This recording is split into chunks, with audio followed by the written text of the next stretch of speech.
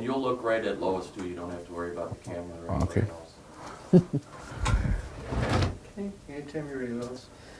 Good morning, Clifford. Good morning, I'd Lois. like to have you give us your full name and spell it for us, please. My full name is Clifford E Edward Webster, and it's spelled Clifford, Edward Edward, Webster Webster. And where were you born? I was born here in Oneida, And what year were you? What's your birth date? January 2nd, 1943. Okay, are you married, Clifford? Yes. And what is your spouse's name? Wanda used to be Hill Okay. And where were you married? in Michigan. Michigan? Right. Oh. How many years have you been married? 34, 36, 38. We're going on 40. Oh, that's a long time. And your parents' names? Was Arthur, but everybody knew him as Oliver Webster, and Josephine. She was Wheelock, and when they married in Webster. Okay. Do you know when they were married? No, that I don't have. Okay. It's in the Methodist. They got married at the Methodist church, and it's in their documents. Okay. And how many children do you have, Clifford? I had 4. I have 3 remaining yet. Okay. Can you give me their names? The oldest one who passed away in a car accident was Rhonda. The second one is Roberta. And the third one is Clifford Jr. And the youngest one is Marla Marie. Okay. And do you have grandchildren? I have 7 of them. 7. 7 grandchildren now. And I'm sure you know all their names. Can you give us their Yes, names? I do. Robert, he is the oldest. He is going to be turning 16. Then Justin, he just turned 15. Dominic, he will turn 14 very shortly. Jasmine just turned 11. Joel is 8. And Tony is just turned 7 last week. And Clifford, the youngest, he will turn 3 in August. Oh, nice ages for the grandchildren. And do you have any sisters and brothers? I have 3 sisters yet, and I had 5 brothers, and one has passed away, Robert. Okay. Can you give me their names? Robert was the oldest of us, and then Martin was the second, and my sister Marie, then Art Jr., Irvin, Donnie, Shirley, then myself, and Audrey was the youngest. Oh, okay. Do they all live around here? Shirley's the only one. She lives in Park Ridge, Illinois. But we see her quite often. She comes home a couple of times a month, and we make trips down to visit her. So, Okay. Well, can we go back to your parents, and can you tell me if you know your grandparents' names on your father's side? on my father's side, Grandpa Albert, and I didn't know my Grandma Olive because she died when my dad was born. So I had no idea, never knew nothing really about her. My dad really didn't even know that much about her. Okay. What about your great-grandparents? Did you ever know what their names were on your father's side? Moses, only one that I recall Dad talking about is his mother's dad, Moses Polis. And he's the only one, and he used to take me to the cemetery all the time and show me, well, here's where your great-great-grandpa Moses is buried, and we'd take care of his grave for him at all times then. And what did your father do? My father, he started out, he used to work at the golf course, and then he moved on to, during the Depression years, he was on WPA, and then he started work at the U.S. paper mill in De Pere as a truck driver, and that is where he retired from. Okay, and then we'll go to your mother's side. Do you know who her parents were? I remember her dad, Hiram, because he stayed with us until he died. He used to be in the house, and he was a very big man and very religious. He used to read the Bible to us all the time. He'd be telling us Bible, read the Bible and everything. And I never knew his wife, though, because Christine, she died before I was born, so. Her name was Christine? Right. Do you know what her last name was? Her maiden name, no, I don't. Okay. Was she Oneida? Yes. Okay. Let's go back to your grandfather. What did he do for a living? And anything else exceptional that you remember about him? Grandpa Hiram, when he was younger, they were on a farm. They farmed, and he had cattle and hogs and grew their own grain and sold it. And he was always said he was happy and content, and they made a living and always had food to eat. And Grandpa Albert, he was a very noted singer around Oneida. And the thing that makes me the proudest and to know is he was one of the first Indians to sing in Carnegie Hall. He sang, I have the documentations of the group that he sang with, and he sang throughout Wisconsin, and he really had a tremendous voice. And so I'm always brag that portion up, and I tell the grandchildren about it, and hopes that somewhere along the line one of them will inherit this talent. So. Do you remember the name of the group that he sang with? He called him, he was in charge of it. He started when he went to an Indian boarding school, and there was four of them that their music teacher started there. Then when he came back to Oneida here, he started a group himself, and I only know Charlie Webster sang with him, and there was a Denny also. But he called themselves the Jubilee Singers, and they were noted. He said they went around the state singing. They went into Minnesota, and they sang all over the place. And was that kind of like his career for him then? Did more or less, I believe it had to be, because I don't recall him or my dad telling me anything about any place of employment where he worked steadily at. So because I know he told me that he used to be paid, he said, because he even sang on a radio station on WHBY in Appleton. He said they used to record him, and so he said, we always got paid for our singing, so I believe that's mainly what he supported him and my dad on, because my dad was the only child then. Was your dad a singer also? I never heard Dad sing. I don't know Dad, but I never did hear Dad sing.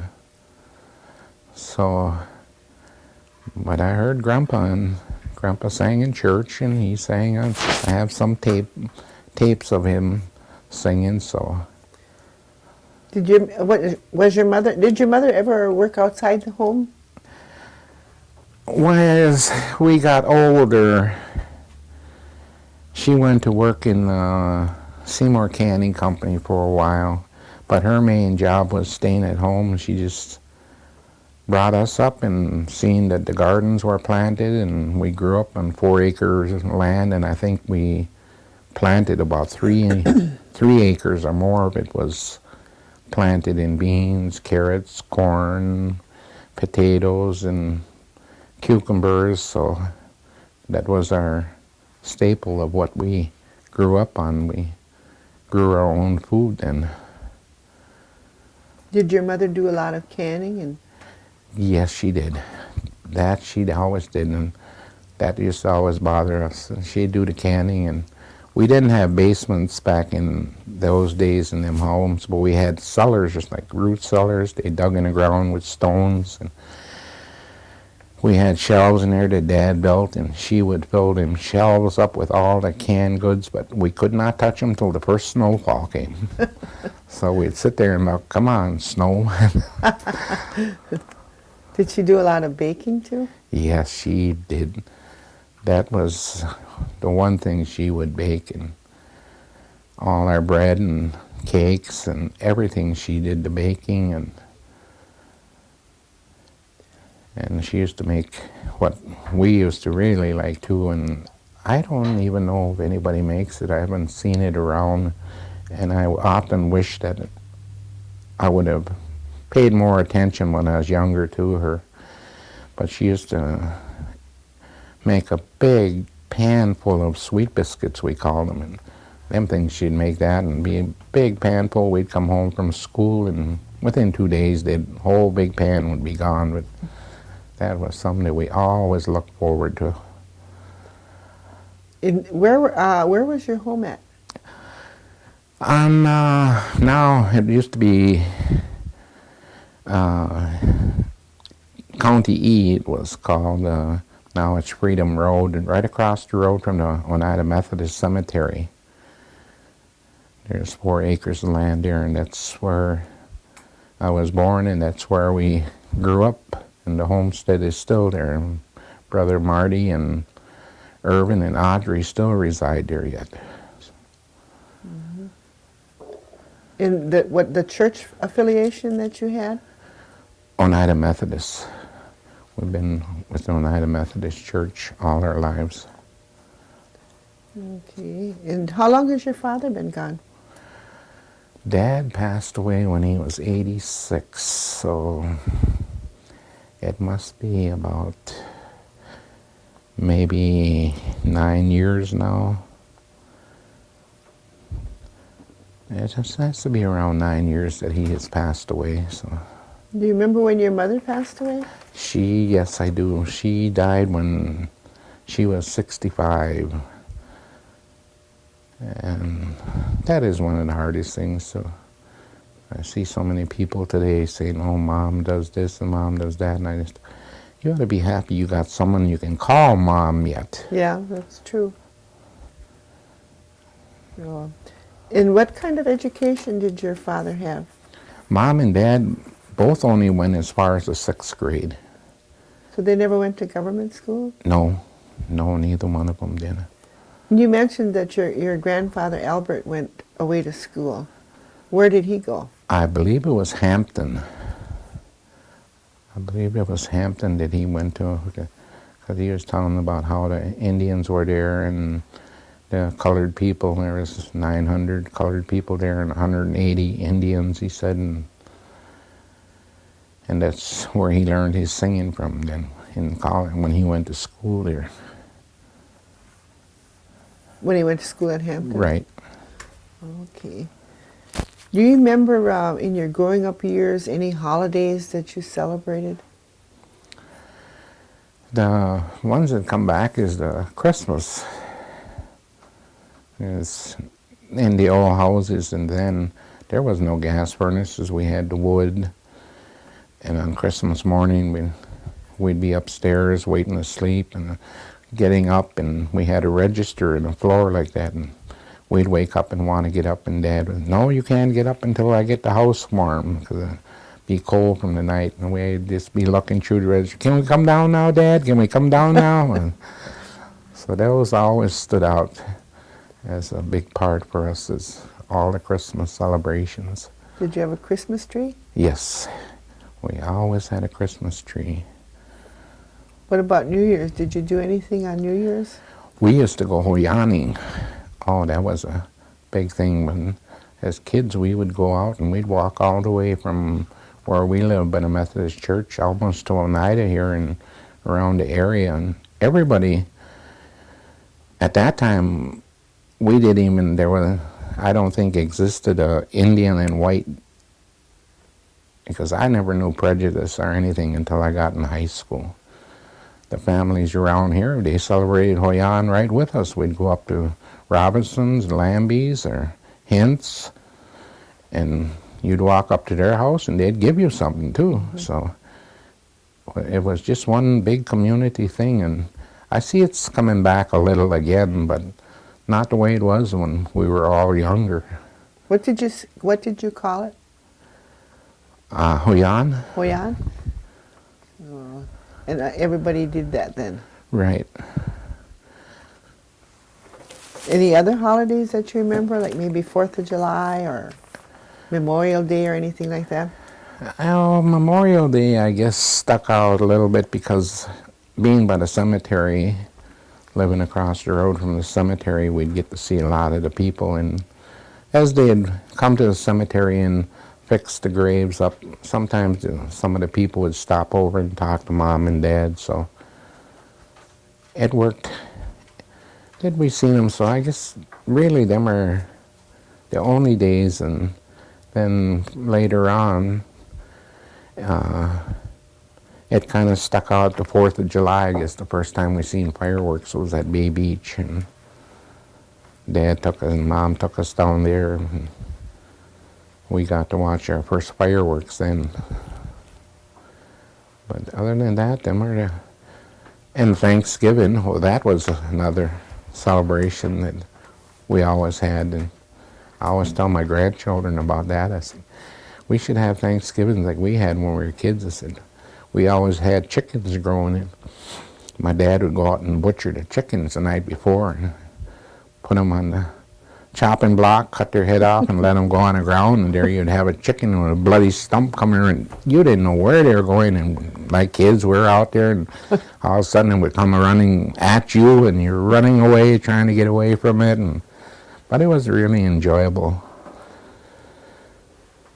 Can you remember any special foods that your mother made, besides the sweet biscuits? I guess our main staple was usually suckers was another thing that... Suckers, salt pork, and food like this one was our main meat that we had back in those days in the 40s.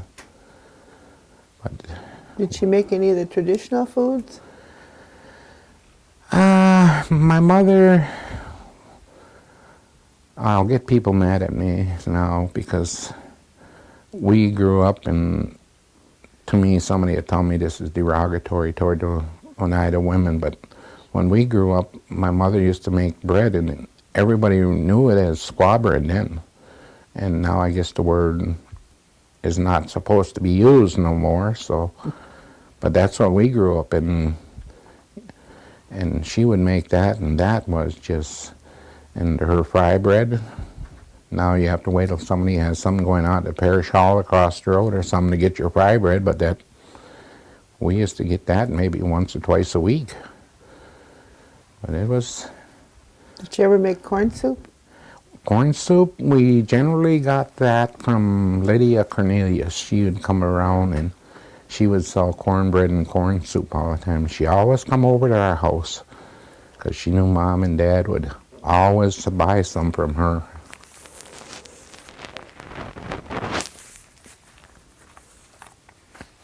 What does being an elder mean to you? Means I ache more. No, I guess it's gaining the knowledge.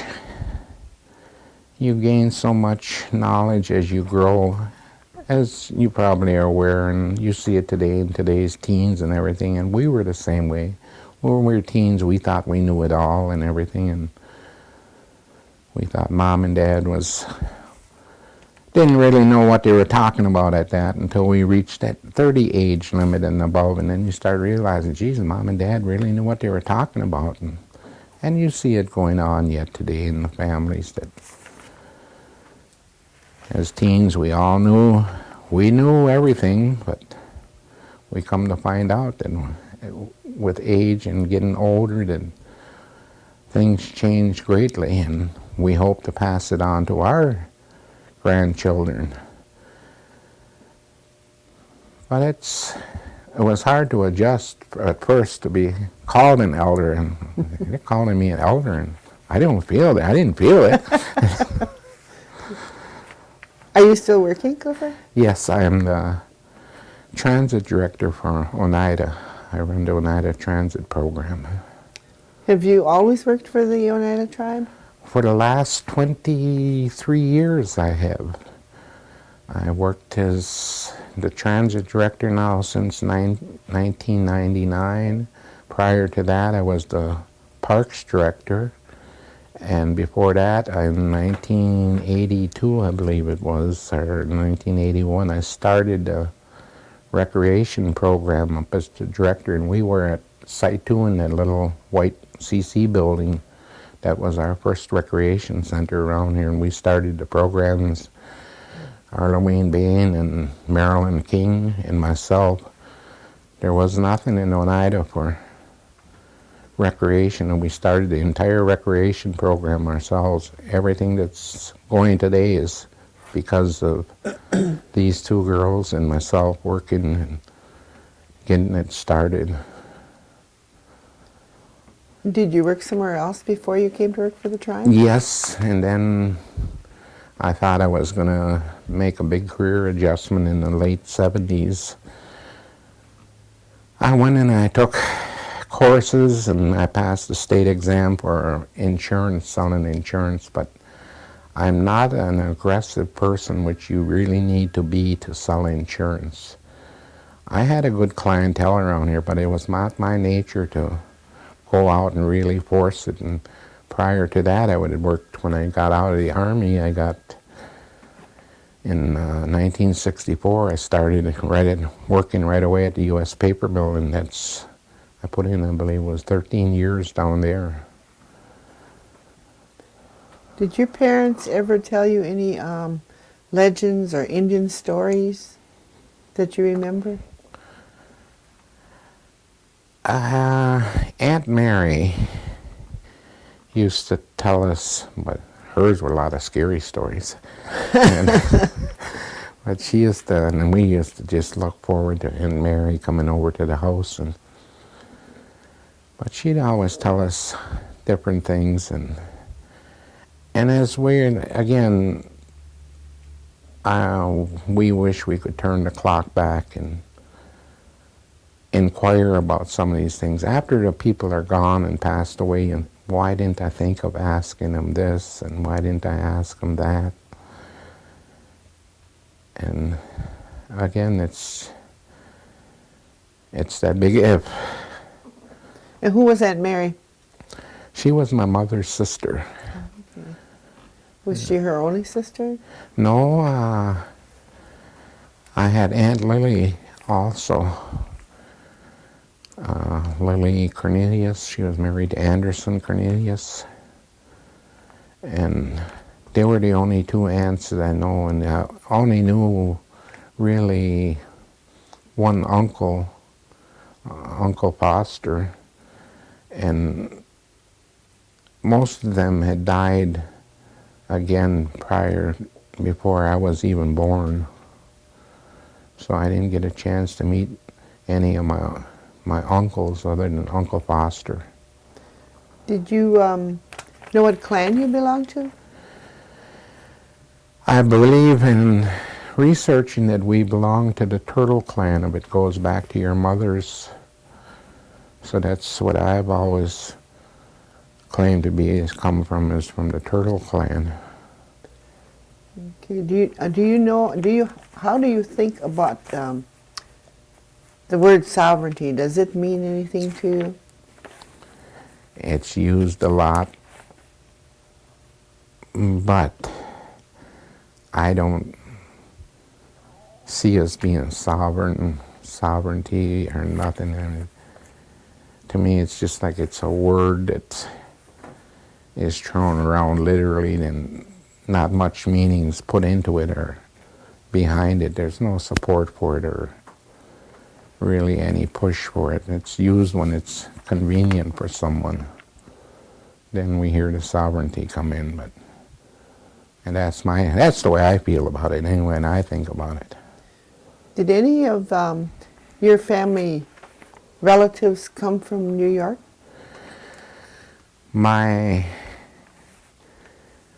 none of my immediate, I know my family did, because a while back here we had some Oneidas from New York come to Oneida for a visit, and I was at the Civic Center at Recreation, and this group came in, and I almost fell over. There's a gentleman that came from there, and I could have sworn I was looking at my dad. And I walked into the beauty shop that my sister was running at that time, and I told her, Marie, I said, come on out here. I said, look at this guy. And she was amazed at it too, but he looked like he could have almost been a twin to my father. But Grandpa Albert used to mention something about, and he didn't talk a real lot about that, about his dad coming to Wisconsin. From the way I got it, it wasn't a very pleasant thing so they didn't really talk a real lot about it. And again, why I didn't ask more about it, but I just respected them, and he didn't really feel like talking about it, so I didn't want to be that pushy. Or now that those days are gone by, though, I kind of wish I would have been a little more pushier and asking more questions. And did your grandparents and your parents speak Oneida? yes, they all spoke, both sides, my mother and my dad, and I used to enjoy that when my aunts would come over, Aunt Lily and Aunt Mary, and they would sit with my mother and dad, and they would just talk in Oneida. And our parents kind of stressed, they really didn't want us to learn the language. Like, we had to grow up in the white man's world and learn the white man's language. So, but we still, every one of my brothers and sisters, we still know from listening to Mom and Dad talk and other Oneidas, I can understand a lot of what people are saying, and I can say different things in Oneida, but to talk it fluently, no, I can't. But again, we grew up and that's all we heard, but they really stressed to us that they didn't want us speaking it at that time. They wanted you to convert to English. Right. What would you, today, what would you tell the children as they're growing up? What would you tell them to do? Be proud you're Oneida. Be proud to be a Native American. And take pride in that. We have a lot of things that we have done and accomplished that these kids will be able to take pride and say, oh, my relatives are involved in this. I often look at the things around here and I think back to my mother and my dad, and when they passed away, if they came back today, they would be so amazed. They wouldn't even recognize Oneida or the surrounding communities anymore. That's how much progress we have made. And I want to instill that into the grandchildren. Be proud that you're Oneida. Be an Indian and be proud of it. Don't take a backseat to anyone.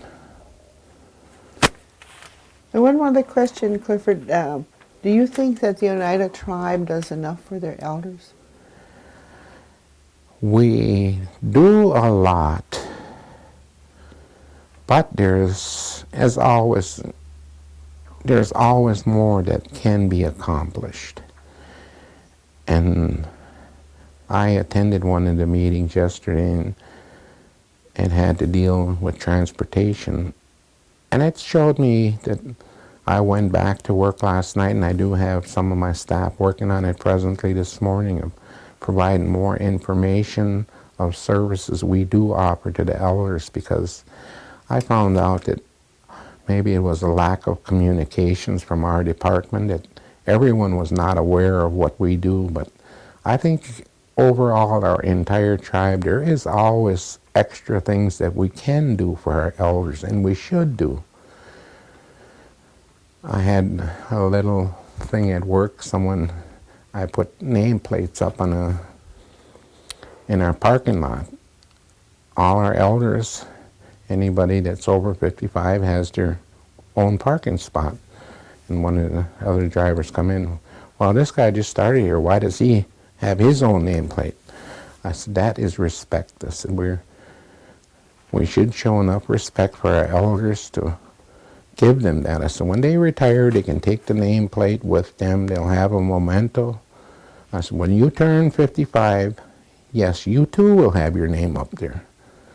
But it was just something that they thought that, I don't know, they thought I was showing favoritism, but it was just a way I wanted to show a little respect to the elders as they get up there. And again, there's things that we can do more for our elders, and we should be looking at, not just offering them, oh, here's an option. I heard that mentioned at that meeting yesterday.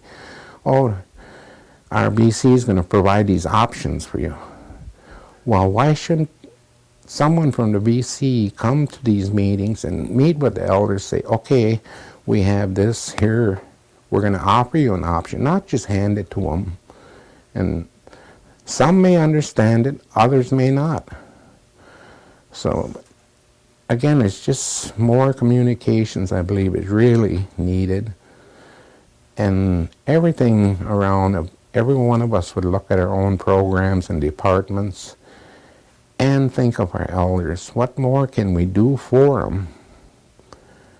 Show more respect for our elders. They earned it, they deserve it.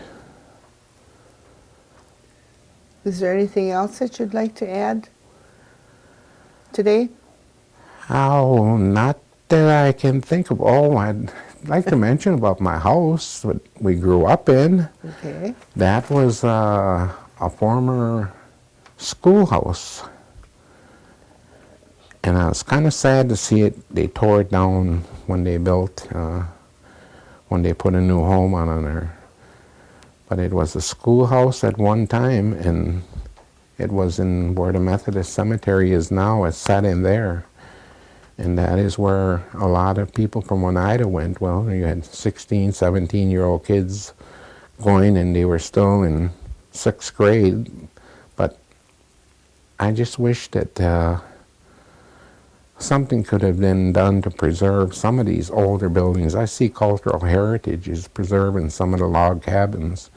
But I drove by and I was laughing. I told my son, I said, gee, log cabins I remembered didn't exactly look like that. I said, we didn't have that fancy of a roofs and everything on them. I said, I bet you they would have given anything to have these type of homes back then.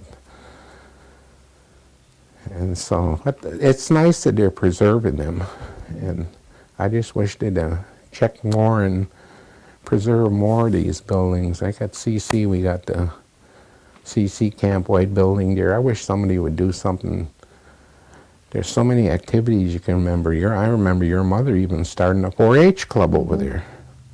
You know, there's so many things that you can look back at and see that someone should try and preserve more of our older buildings here. And again, if cultural heritage can come true with their idea of having their own area set up with all these old homes, I believe that would be a real great thing for Oneida. Move all these buildings over there where we can also have an area. 'Cause I think we do have a lot to offer this to show back what our parents and our grandparents went through and came through. And I'd like to see that passed on to our future generations and let them see, oh, this is where we came from. This is how our great-great-grandparents lived. And So I'd like to see all this stuff preserved and I'll give Dr. Carroll a lot of credit. She's doing a lot of work to try to get this installed into that program. It probably isn't just her, but she's the head of it, and because anything isn't accomplished by one person. It takes a group and a committed, dedicated staff if you want to accomplish a lot of things. So, but I mention her because she is the person that's in charge of the entire department. Okay, well, I want to thank you for coming and doing this interview with us today. And I think you did a part of making the history for us. Oh, okay. Thank you. Okay, thank you.